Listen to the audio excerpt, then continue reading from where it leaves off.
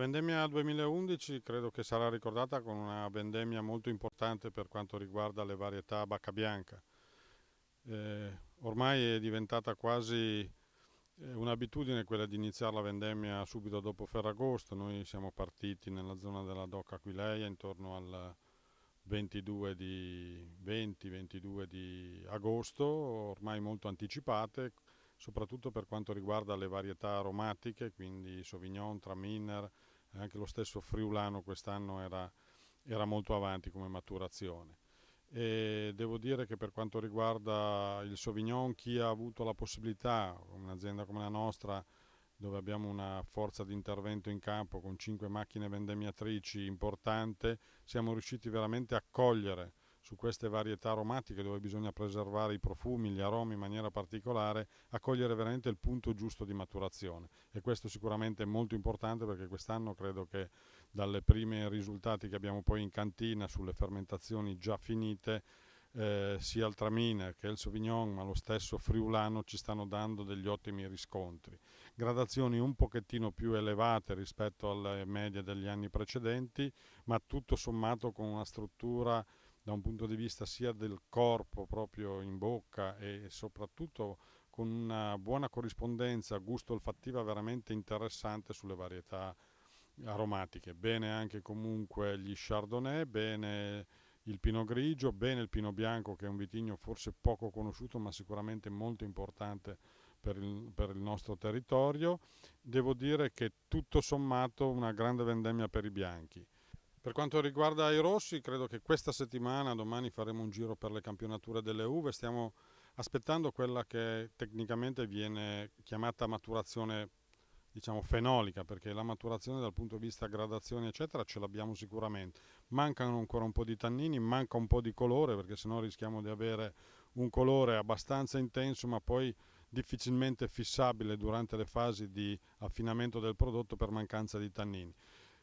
Noi siamo riusciti a dare un po' d'acqua, quindi ad innaffiare e ad arrivare con un'irrigazione di soccorso in un anno dove effettivamente il caldo è quello che ha condizionato un pochettino la vendemmia.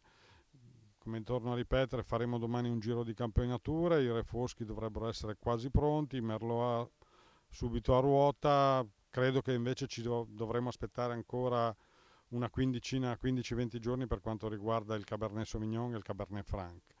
E quindi molto bene perché anche qui dal punto di vista sanitario e qualitativo le uve sono perfette e quindi confidiamo anche magari in un piccolo temporale che ci dia ancora un po' di longevità sulla parte verde della pianta che ci porti la maturazione allo stato ottimale.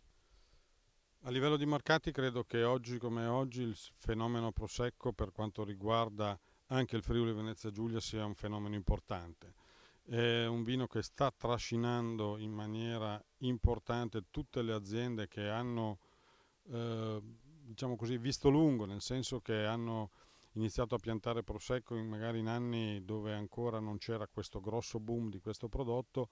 Oggi il mercato del prosecco credo che sia un mercato che, se ben gestito, possa trainare anche tutte le varietà autoctone del Friuli Venezia Giulia, sia gli aromatici, lo stesso friulano, eccetera. I bianchi sono sicuramente dei vini più duttili, più facili da abbinare, più particolari come tipologia, nel senso che hanno una versatilità sicuramente più importante.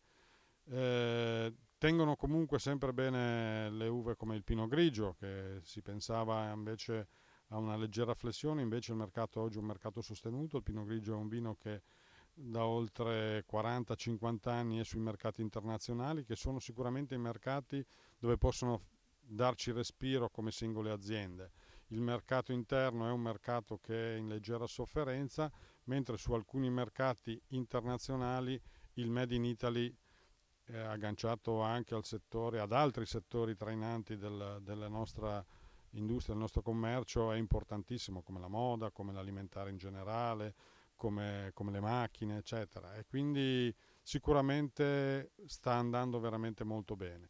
Mercati tradizionali come la Germania, come la Gran Bretagna, come gli Stati Uniti, ma sicuramente mercati molto interessanti, i cosiddetti mercati nuovi, emergenti, che fanno capo sia al Sud America con il Brasile in testa, sia ai mercati asiatici dove Cina, India, Corea, Giappone stesso, malgrado i problemi che ha avuto di tipo di terremoto, eccetera, però sono mercati che sono molto interessanti per la produzione, diciamo, nazionale.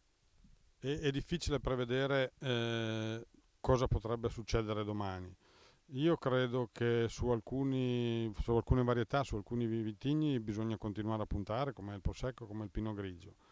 Gli aromatici sono dei vini che comunque hanno un loro mercato, più facile il Sauvignon, un pochettino più difficile ma per intenditori il Traminer. Il Friulano, se riesce a diventare, oltre che un vino regionale, un vino in ambito nazionale ed europeo, sicuramente è un vino molto interessante e io credo che una scommessa forse potremmo farla sul Pinot Bianco, che è un vino sicuramente non molto conosciuto, ma che ha un'eleganza, una finezza che credo ci possa dare nel futuro dei risultati e delle soddisfazioni veramente importanti.